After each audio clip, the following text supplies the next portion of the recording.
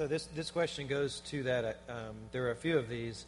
Do you think U.S. forces should be able to chase the Taliban into Pakistan and annihilate them or drive them out? So the U.S. coming across into Pakistan, what role should the U.S. play? Should they do it on their own? Do they need to leave it to you? Should we do it together? How does that work? Leave it to Pakistan. As I said,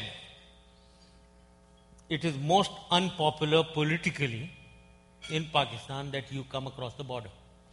Why do you want to do it? Why do you want to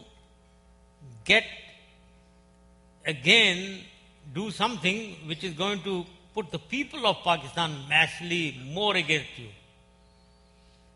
Will you succeed in doing that is the other question. And let me tell you from a purely military angle, with all my understanding of the military, of the terrain, of the people. As I said, you are diluted in space in Afghanistan. Even now, you are diluted in space. Your force level is much less than the space demands. Therefore, why do you want to increase your space? You will fail again, and you will fail miserably. I think if you asked a military commander in Afghanistan, maybe he will agree with what I've said, purely from military point of view. The other issue now remains is that yes indeed, you have to deal with them. If I was to give you something that don't come, and I also don't deal with them, then there's a problem. So therefore, you have to make Pakistan capable of dealing with them. Now, how will Pakistan be more capable of dealing with them? One is the army, yes indeed. But there is a second line force in Pakistan, which is called the Frontier Corps. The Frontier Corps has some advantages because they are from the locals. The Frontier Corps is entirely from the tribal agencies and from the frontier. They are more acceptable when they operate in the tribal agencies because they are their own people. Whereas when the army goes, the army is seen as an alien army because it's from other parts of Pakistan. Other ethnic groups, the Punjabis, the Sindhis, who are not welcome there. So therefore we need to raise Frontier Corps. And maybe we need to arm them with more tanks and guns. Massively.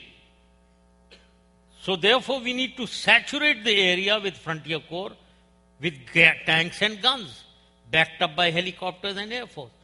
So what I am saying is, help Pakistan to execute some force strategy.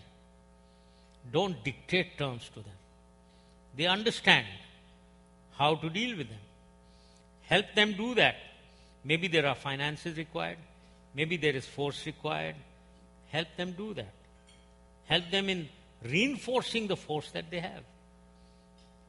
So, therefore, ladies and gentlemen, while we need to defeat Al-Qaeda and Taliban on Pakistan side and also on Afghan side, you look after the Afghan side, Pakistan Army and the Frontier Corps looks after the Pakistan side. Switching gears a little bit, you had mentioned some of the advances that you wanted to do for women in Pakistan. One of the questions was, in what way were women empowered under your leadership? Sorry? In what way were women in Pakistan empowered under your leadership? We examined how to emancipate women. I am a believer that you first create a strategy and a direction and an objective, and then you get into the ways of doing things. The question was, how should we emancipate the downtrodden women of Pakistan? And we came to the conclusion that there are three things that we need to do. Number one, empower them politically. Because I thought, if you empower them politically, give them the strength in the highest bodies of decision-making in Pakistan, that is the Senate, the National Assembly, the provincial assemblies, and the local governments give women the strength to speak out and get their rights. And therefore, we gave them reserved seats in all 3 tiers. And we gave them in the local government, 33% of the seats are women seats in the local government. In the provincial and central government, 18% are women seats, reserved. Over and above, they can contest in the elections.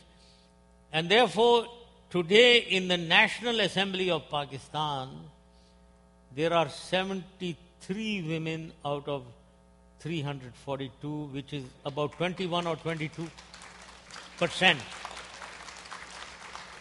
22%